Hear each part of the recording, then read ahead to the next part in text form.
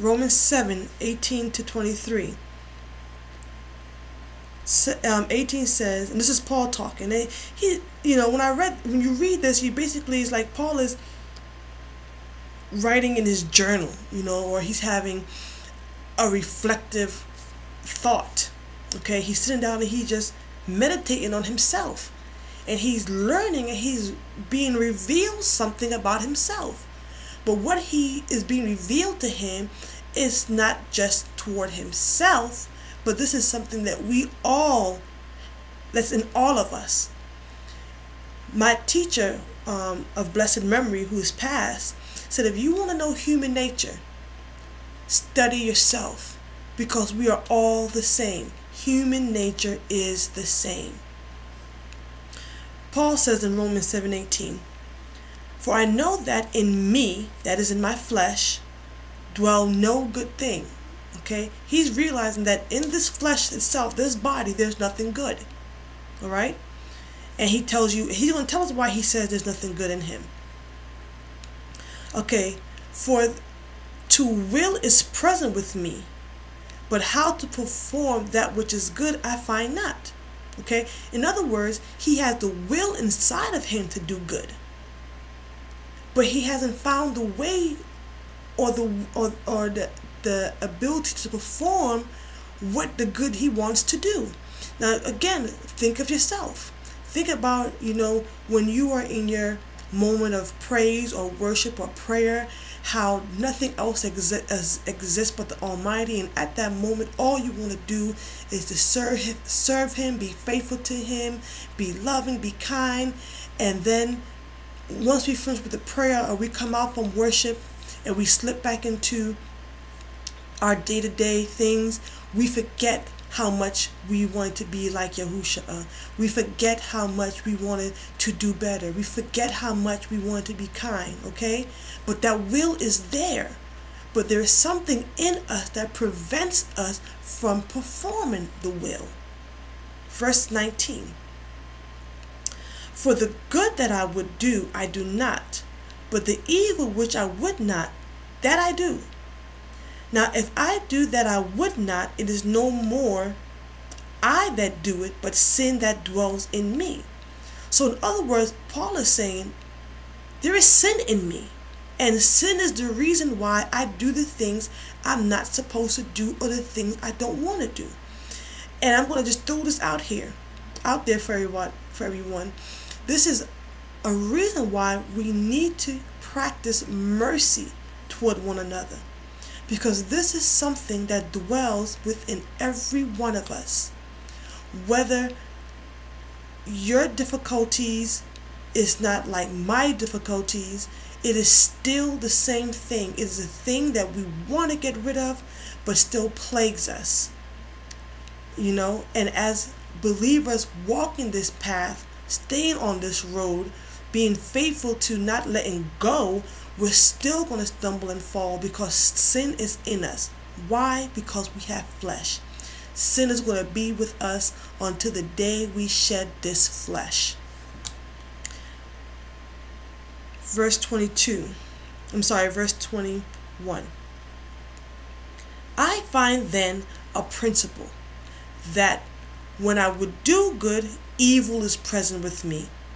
For I delight in the Torah of Elohim, after the inward man. You see, in his heart, he loves the Torah.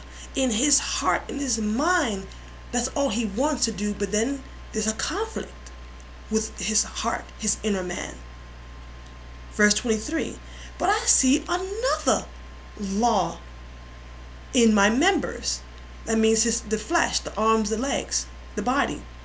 Warring, fighting against the law of my mind, and bringing me into captivity in the law of sin, which is in my member.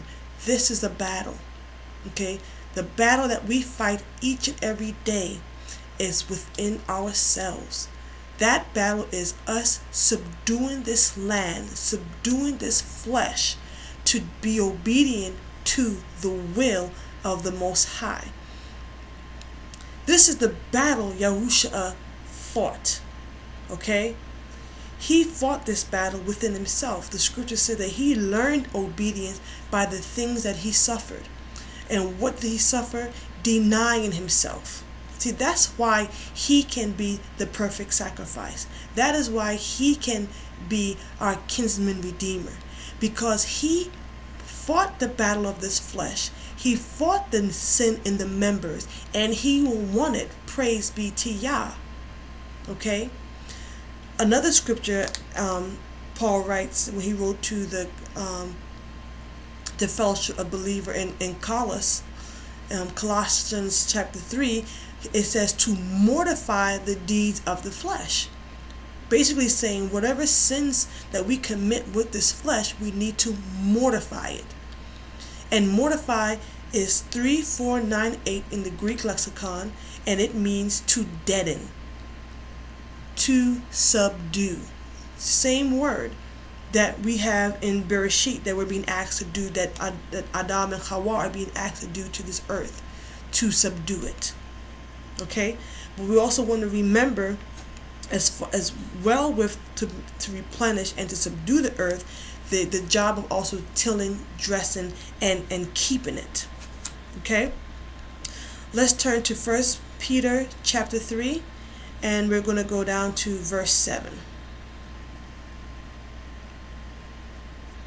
Likewise, husbands, dwell with them according to knowledge, them meaning your wives, giving honor unto the wife as unto the weaker vessel, and as being heirs together, the grace of life, that your prayers be not hindered. Okay? Why is the wife considered the weaker vessel? Is it because every man is physically stronger than every woman? Of course not. She's the weaker vessel because she was taken out of the main frame. She came out of the main project, Adam. That's why she's weaker. That's the only reason why she's weaker. Their salvation is the same. The gift of life they have is the same. The breath they breathe is the same. Their roles are different. But it's not her role that makes her weaker. It's because she came out of Adam that makes her the weaker vessel. Okay? Now, I said in first class, I said it earlier in this class, we also want to remember Romans 7:14, for we know that the Torah is spiritual. So let's start to tie all of this together. And I said this also before, and we all want to remember this. We want to think principles when we're talking about, especially this subject, because this is more than just male and female, man and woman. And if we're thinking male, female, man, woman along the physical sense, we're not going to understand the spirituality behind it. So we have to rethink principles. Male principles, female principles. At the end of the first class, I promised you guys I was going to start the second class with the story. Because I said that Yah was telling us a story in Bereshit. And he continues to tell us a story through the headship, the order. Well, this is the place now where I begin to share and uncover. Hopefully we can now begin to pull all the thoughts and the scriptures that we discussed in these past classes together and now see the picture of what Yah is doing, what Yah has done.